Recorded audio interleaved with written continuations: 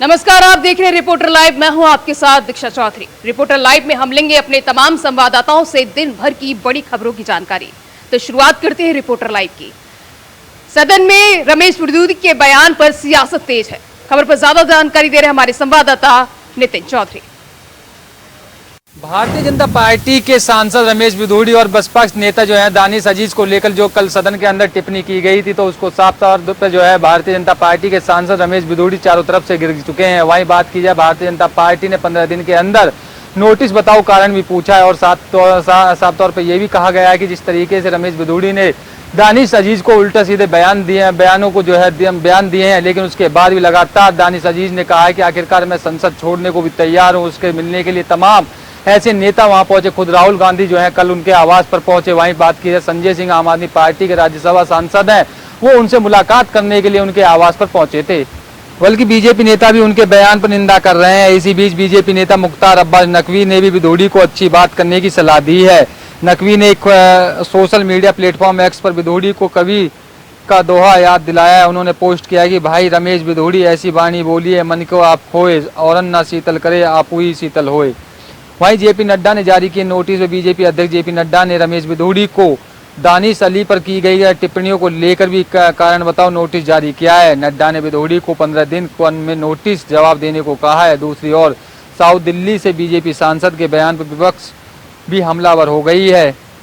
विदूड़ी के बयान को लेकर ऑल इंडिया मजलिस मुस्लिम के अध्यक्ष असुद्दीन ओवैसी ने भी सोशल मीडिया के माध्यम से एक्स पर पोस्ट करते हुए लिखा है कि इस वीडियो में चौंकाने वाली कुछ नहीं है। बीजेपी का अथा खाई गई है, इसलिए हर दिन नए नए निचला स्तर मिल जाता है। मुझे भरोसा है कि इसके खिलाफ कोई कार्रवाई नहीं होगी। वहीं आम आदमी पार्टी के सांसद संजय सिंह भी रमेश विदूड़ी के बयान को लेकर प्रधानमंत्री पर निशाना साधा है और पूछा है कि पीएम मोदी क्या आपके साथ संसद में आतंकवादी बैठे हैं? क्या आरएसएस में यह भाषा भी संस्कार सिखाया जाता है? मैंने तो मणिपुर में के हिंसा के मामले उठाए थे, मुझे निलंबित कर दिया गया है। अब इसके गाली गलौज करने वाले सांसद के खिलाफ क्या कार्रवाई होगी? वहीं कांग्रेस ने एक पोस्ट जारी करते हुए कहा है कि पीएम मोदी पर निशाना साधा है। उन्होंने साफ तौर पर कहा कांग्रेस की तरफ से कि आखिरकार आपके जो सांसद रमेश विदूड़ी ने जो बयान दिया है, इसके क्या आपने वीडियो को सुना है? जिस तरीके से आम आदमी पार्टी के राज्यसभा सांसद संजय सिंह ने साफ तौर पे कहा है कि मैंने तो मणिपुर का ही मुद्दा उठाया था, लेकिन मुझे उस तरीके से देखा जा रहा है कि जिस तरीके से मुझे निलंबित कर दिया गया है। लेकिन अब देखना यह होगा कि रमेश विदूड़ी के खिलाफ क्या कार्रवाई करती है सरकार। कैमरामैन निक्की के साथ मैं नितिन चौधरी, इंडिया वॉइस, दिल्ली।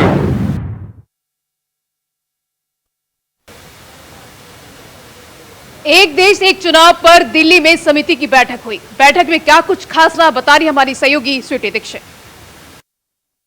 तो वन नेशन और वन इलेक्शन के लिए कमेटी जो गठित की गई थी, उसकी आज पहली मीटिंग 11 बजे होनी थी और मीटिंग पूरी हो चुकी है, मीटिंग खत्म हो चुकी है। बता दें, इस मीटिंग में अभी तक कोई निर्णय नहीं लिया है कि आगे का रोड मैप क्या होगा। ये पहली मीटिंग थी, चूंकि इसीलिए बस यहाँ पे मंथन किया जा रहा था। ब्लूप्रिंट कहा यह जा रहा है कि अगली मीटिंग में तय हो सकता है। बता दें कि वन नेशन वन इलेक्शन की मांग लगातार उठ रही है और बीजेपी की तरफ से मांग लगातार उठाई जा रही है। कुछ इसमें ऐसी पार्टियां हैं जिनकी तरफ से लगातार कहा जा रहा है कि ये ठीक नहीं होगा। 1952 से वन नेशन वन इलेक्शन लगातार हो रहा था और 1970 के बाद जो है ये टूट गया, क्योंकि कई ऐसे लोकसभा चुनाव थे, कई ऐसे विधानसभा चुनाव थे जो कि भंग हो गया, जिसके बाद से बीच में ही हर जगह इलेक्शन कराने पड़े और तब से यहाँ पे हर राज्य में या लोकसभा चुनाव एक साथ नहीं हो पाते, ना विधानसभा चुनाव ना लोकसभा चुनाव, क्योंकि जब जैसे जैसे भंग होते गया वैसे वैसे टुकड़ों में जो है ये चुनाव होते रहे और ठीक इसीलिए 1970 से ये कभी भी एक साथ लागू नहीं हो पाया। अब एक बार फिर से यहाँ पे कवायद में सरकार लगी हुई है कि वन नेशन वन इलेक्शन को जो एक बार फिर से लागू किया जाए। देखिए, इसके कई मायने हैं। अगर बात की जाए पैसे की, तो कहा यह जा रहा है कि पैसे की बचत होगी, समय की बचत होगी। अगर मोटा मोटा यहाँ पे एक आंकड़ा निकल के यही आया है कि 17,000 करोड़ जो है तकरीबन वो लगते हैं एक चुनाव को करने में, अलग अलग तरीके, जब पूरे राज्यों के लोकसभा चुनाव होते हैं। तो अब कहा यह जा रहा है कि काफी कम रेट में चुनाव संपन्न हो जाएंगे अगर वन नेशन वन इलेक्शन हुआ तो। अब देखिए, इसमें कई ऐसे ब्लूप्रिंट है जिसको तैयार कराने की कोशिश की जा रही है लगातार और इसलिए इस कमेटी का गठन हुआ। इस कमेटी में पूर्व राष्ट्रपति रामनाथ कोविंद है और इनके साथ साथ हरीश सावले जो कि सॉलिसिटर जनरल रह चुके हैं पूर्व। इसी के साथ बता दें, अधीर रंजन चौधरी विपक्ष का एक चेहरा। हालांकि अधीर रंजन चौधरी जो कि लोकसभा के नेता प्रतिपक्ष है, उनको भी इस मीटिंग का हिस्सा बनाया गया है, उनको इस कमेटी का हिस्सा बनाया गया, बुलाया भी गया था। अधीर रंजन चौधरी कह रहे हैं कि आप हमें लिखित में जवाब दीजिए, आप हमें अगर लिखित में कहेंगे कि मैं इस कमेटी का हिस्सा हूँ, मेरे कुछ प्रश्न है उसका जवाब दे दीजिए, उसके बाद से मैं इस कमेटी का हिस्सा बनने के लिए तैयार हूँ। इस कमेटी में गृह मंत्री अमित शाह भी है, इसके साथ साथ कानून मंत्री अर्जुन राम मेघवाल भी, और कई ऐसे चेहरे हैं जिनको हिस्सा बनाया गया है। अब देखना होगा कि आगे कितनी बैठकें होती है, क्या बैठक में कौन से परिणाम निकल के आते हैं, और जब परिणाम आ जाएंगे क्या विपक्षी पार्टी इसको मंजूर करती है या फिर से नकार देती है। कैमरा पर्सन निकी के साथ इंडिया वॉइस। प्रधानमंत्री नरेंद्र मोदी ने आज वाराणसी का दौरा किया, क्या कुछ रहा खास, बता रहे हमारे संवाददाता विकास चौबे। के सांसद और देश के प्रधानमंत्री नरेंद्र मोदी बतौर प्रधानमंत्री 42वीं बार काशी पहुंच चुके हैं। आपको बता दें कि पीएम का ये दौरा लोकसभा चुनाव के ठीक पहले काफी ज्यादा अहम माना जा रहा है, क्योंकि इस दौरे में उन्होंने कई ऐसी परियोजनाएं लाई है काशी के लिए जो कि निश्चित तौर पर ही आम जनजीवन को काफी हद तक सहूलियत देंगी और इसमें बड़ा एक उछाल देखने को मिल सकता है। आपको बता दें कि 1600 करोड़ की परियोजनाओं का लोकार्पण और शिलान्यास आज प्रधानमंत्री नरेंद्र मोदी अपने हाथों से करने वाले हैं और आज गंजारी में एक बड़ी जनसभा को संबोधित करेंगे, जहां पर काशी के जो भाजपा के कार्यकर्ता हैं, साथ ही साथ जो वहां के जो प्रबुद्ध जन हैं और आम लोग हैं, वो भी इस पूरी जनसभा में शिरकत करेंगे, शामिल रहेंगे और पीएम मोदी उन्हीं लोगों को संबोधित करेंगे। आज जो सौगातें हैं उनमें निश्चित तौर पर सबसे बड़ा जो सौगात है वो है अंतर्राष्ट्रीय क्रिकेट स्टेडियम का। आपको बता दें कि 400 करोड़ की लागत से बनने वाले 3 साल में बनकर पूरे होने वाले इस स्टेडियम का आज शिलान्यास होगा, जबकि आज ही से स्टेडियम का जो है शिलान्यास होने के बाद ऐसा माना जा रहा है कि अगले हफ्ते से इसका पूरा जो निर्माण कार्य है वो सौंप दिया जाएगा और लगातार इसका निर्माण चालू हो जाएगा। इसके ठीक बाद जब पीएम मोदी वहां पर जनसभा को संबोधित कर लेंगे तो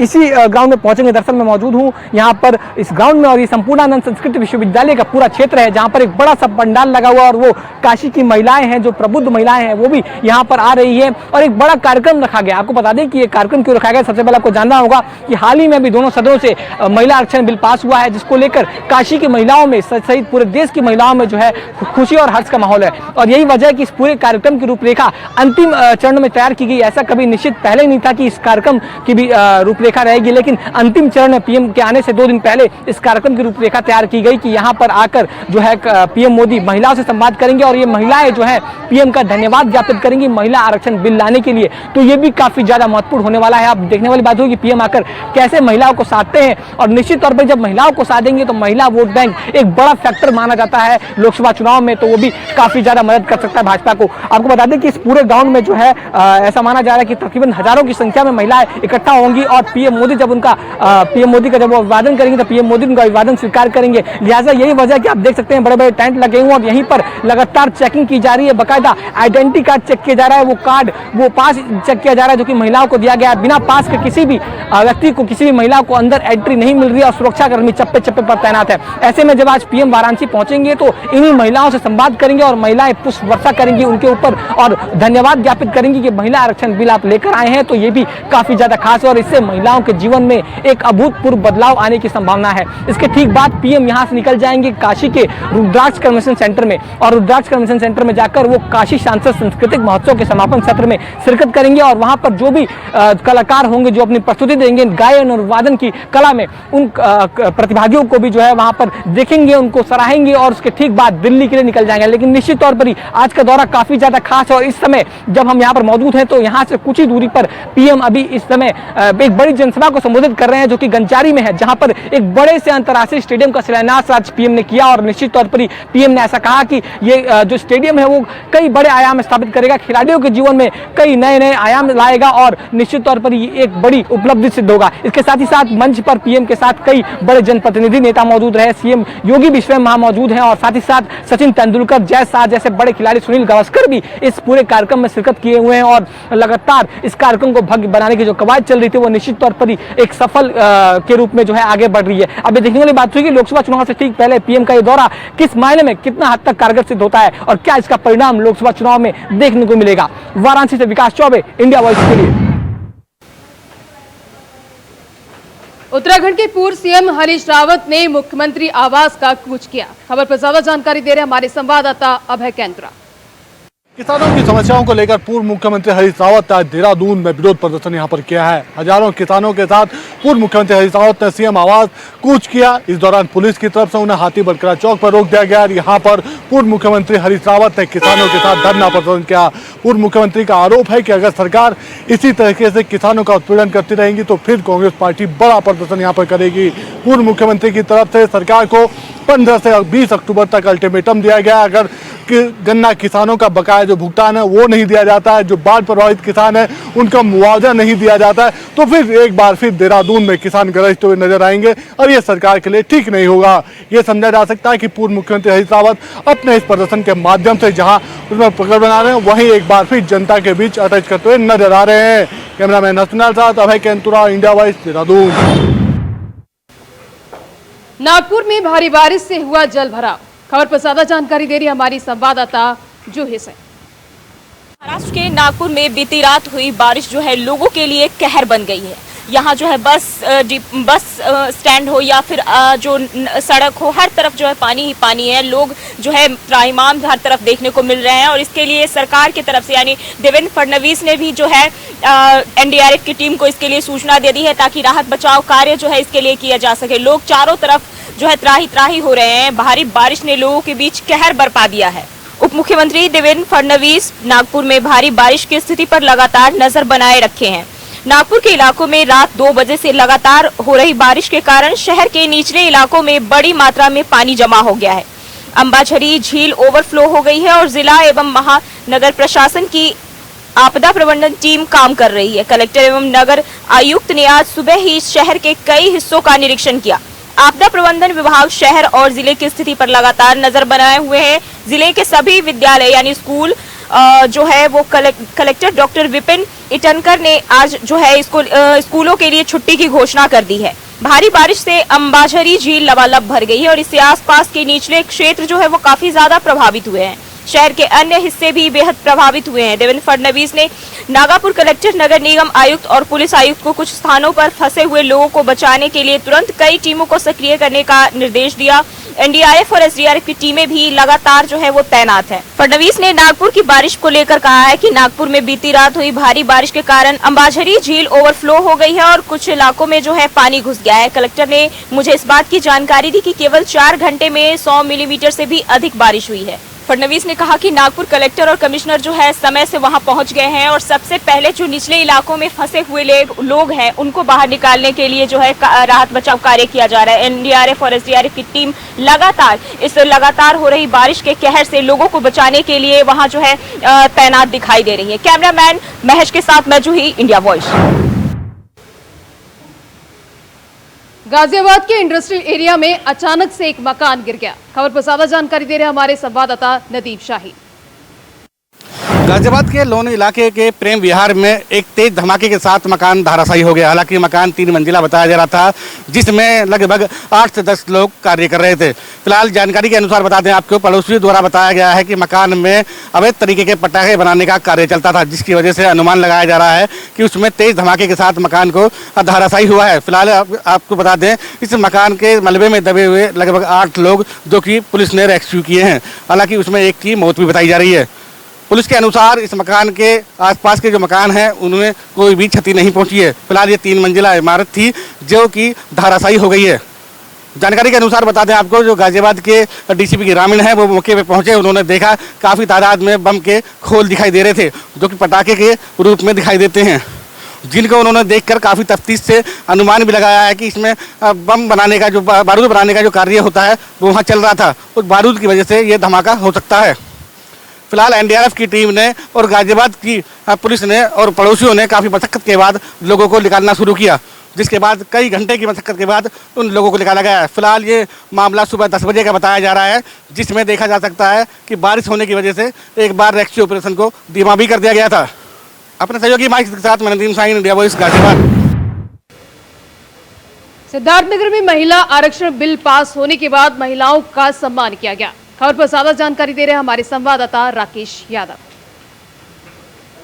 महिला आरक्षण को लेकर सांसद जगदम्बिका पाल ने अपने आवास पर सैकड़ों की संख्या में महिलाओं का सम्मान किया, उन्हें वस्त्र भी दिया। आपको बताते चले कि वहीं मौके पर लाल गुलाल अबीर भी लगा के सांसद जगदम्बिका पाल ने महिलाओं को आशीर्वाद दिया और महिलाएं भी बड़ी खुशी जाहिर की और वहां नाच गाने के साथ इस आरक्षण का भी लाभ उठाया और आरक्षण को लेकर महिलाएं बहुत उत्साहित दिखी। सांसद आवास पहुंचकर सैकड़ों की संख्या में महिलाओं ने वहां पर नाचते गाते हुए जो है आरक्षण का जो है लोगों को बताया किस तरह से लाभ होता है। सांसद जगदम्बिका पाल ने बताया और सांसद जगदम्बिका पाल के आवास पे ये कार्यक्रम किया गया। सैकड़ों की संख्या में महिलाएं वहां मौजूद रही और नाचते गाते हुए सांसद को लाल गुलाल भी लगाए। वहीं सांसद ने भी एक दूसरे को लाल गुलाल लगाए और मिठाइयां खाकर सबको खिलाकर बधाई भी दी गई।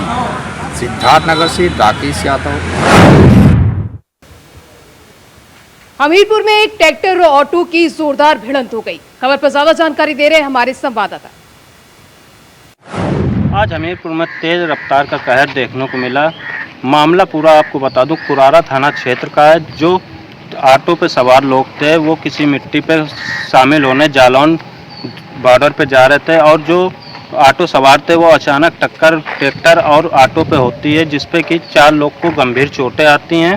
तो उन्हें स्थानीय लोग और पुलिस की मदद से एम्बुलेंस पे हमीरपुर जिला अस्पताल भेजा जाता है और चारों लोगों का उपचार किया जाता है। जो उपचार में 4 लोग घायल हुए थे उनको गंभीर चोटें भी आई हुई हैं और चोटें आने के बाद जो वहाँ के स्थानीय लोग हैं उन्होंने सूचना भी पहुँचाई। इसके बाद एम्बुलेंस जैसे ही पहुँचती है तो चारों को हमीरपुर जिला अस्पताल लाती है और उनका उपचार अभी भी चल रहा है। और जो ये लोग चारों लोग थे वो कदौरा किसी मिट्टी पर शामिल होने जा रहे थे और अचानक हादसा हो जाता है। और जो वहाँ की पुलिस है, पुलिस को सूचना जैसे ही मिलती है तो चारों लोगों को हमीरपुर जिला अस्पताल भेजते हैं।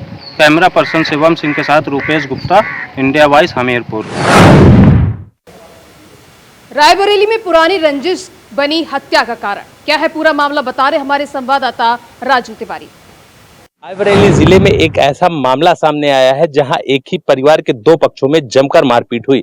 बता दें पूरा मामला रायबरेली जिले के महाराजगंज कोतवाली क्षेत्र के पूरे गुरदत्त सिंह मजरे जेवना का बताया जा रहा है, जहां पर पिता और पुत्र 2 पक्षों में जमकर विवाद हुआ। वहीं उसके बेटों के द्वारा अपने पिता को जमकर मारा पीटा गया और वहीं जिसमें घायल हुए पिता को परिजनों के द्वारा नजदीकी सामुदायिक स्वास्थ्य केंद्र ले जाया गया, जिसमें इलाज के दौरान उसकी मौत हो गई। और वहीं उसका एक भाई भी गंभीर रूप से घायल है, जो जिंदगी और मौत से लड़ रहा है। वो जिला अस्पताल में उसका इलाज चल रहा है। बता दें कि साफ तौर पे अंदाजा लगाया जा सकता है कि रायबरेली जिले में दबंगों पर कार्यवाही करने की बात कही जा रही है और ऐसे लोगों को चिन्हित करते हुए कार्यवाही की भी बात कही जा रही है, जिससे अंदाजा लगाया जा सकता है कि रायबरेली जिले में किस तरह से अभी भी दबंग हावी हैं। और ऐसे मामले जब सामने आते हैं तो कहीं ना कहीं जो खाकी है उस पर सवाल उठने लगते हैं। बता दें कि जमीनी विवाद से जुड़ा मामला बताया जा रहा है, जिसमें एक पिता और पुत्र, वहीं उसके 3 और पुत्र एक तरफ थे, जिसमें विवाद हुआ था और विवाद के दौरान दोनों पक्षों में जमकर मारपीट हो गई, जिसमें पिता को गंभीर चोटें आई और उसके एक बेटे को भी गंभीर रूप से चोटें आई। वहीं 3 लोगों के द्वारा, उसके 3 लड़के थे वो एक तरफ थे, जिन्होंने दोनों लोगों को जमकर मारा पीटा, जिसमें पिता की इलाज के दौरान मौत हो गई है। और इस मामले को लेकर घटनास्थल पर पहुंची पुलिस ने जांच कर विधिक कार्यवाही की बात कह रही है। वहीं आपको बता दें कि इस पूरे मामले में अपर पुलिस अधीक्षक नवीन कुमार सिंह ने बताया है कि जमीन से जुड़े मामले में विवाद हुआ है और वहीं 3 लड़कों ने एक भाई और अपने पिता को मारा है, जिसमें भाई गंभीर रूप से घायल है, जिला अस्पताल में इलाज चल रहा है। और उसके पिता जो मारा है पिता को, उसकी इलाज के दौरान मौत हो गई है। वहीं आपको बता दें कि इस पूरे मामले के बाद गांव में सन्नाटा पसरा हुआ है और इस तरह की दबंगई देखने के बाद गांव में भी कहीं ना कहीं रोष व्याप्त है। लेकिन आप साफ तौर से अंदाजा लगा सकते हैं कि ऐसे मामले लगातार सामने आ रहे हैं जो पुलिसिंग की कलई खोल रहे हैं। तो आप सहज इस पूरे मामले से अंदाजा लगा सकते हैं कि अभी भी खाकी किस तरह से अपने इकबाल बुलंद होने की बात कर रही है, लेकिन दबंगों पर इसका कोई असर नहीं देखने को मिल रहा। हालांकि इस पूरे मामले में पुलिस अभी तहरीर मिलने के बाद विधिक कार्यवाही करने में जुटी है और जो ऐसे आरोपी हैं वो अभी गिरफ्त में नहीं है और गिरफ्तार करके विधिक कार्यवाही करने की पुलिस बात कर रही है। Raju Tiwari, India voice, Raebareli. उधर बस्ती में पूर्व मंत्री राजकिशोर सिंह की गाड़ी का एक्सीडेंट हो गया। खबर पर ज्यादा जानकारी दे रहे हमारे संवाददाता बबुंदर यादव। मंत्री राजकिशोर सिंह के गाड़ी का हुआ एक्सीडेंट है। आपको बता दें, मैहर देवी के दर्शन करने जाते समय इलाहाबाद के पास जो कि कुंडा के पास राजकिशोर सिंह की गाड़ी का एक्सीडेंट हुआ। जिस तरीके से रास्ते में जा रहे थे कि अचानक जो है आवारा पशु आ जाने से जो है एकाएक जो है हादसा हुआ, जहां पर उनके फॉर्च्यूनर गाड़ी के पर खच्चे उड़ गए। लेकिन इस समय उसमें राजकिशोर सिंह जो कि बाल बाल बच गए हैं और उनके गनर समेत 2 लोगों की जो है मामूली चोटें आई हैं, जो कि काफ़ी लोगों को खतरे से बाहर बताया जा रहा है। जो कि राजकिशोर सिंह की जो कि पूर्व मंत्री हैं, बस्ती जनपद के रहने वाले, जो कि आज मैहर देवी का दर्शन करने जा रहे थे कि रास्ते में इलाहाबाद के पास कुंडा के पास पहुंचते ही जो है सड़क पर जो है आवारा पशु आ जाने से अचानक जो है सड़क हादसा हो गया। जो कि लेकिन राजकिशोर सिंह जो है बाल बाल बच्चे और उनके गनर समेत 2 लोगों की जो है हल्की फुल्की चोट आई। तो आपको बता दें, जिस तरीके से ये आवारा पशुओं की लगातार ऐसी घटनाएं हो रही हैं, वहीं लगातार कहीं ना कहीं छुट्टा पशुओं से जो लोगों की कहीं ना कहीं लोगों की जान भी जा सकती है। तो इस पर लगातार रोक भी लगना चाहिए। देखा जाए तो जब इस तरीके से जो कि राजकिशोर सिंह की गाड़ी जो है के सामने आवारा पशु आ जाता है और उनका एक्सीडेंट हो जाता है, बाल बाल बच गए, नहीं तो कुछ बड़ा भी हादसा हो सकता था। तो ये बस्ती से इंडिया वॉइस के लिए बबुंदर यादव।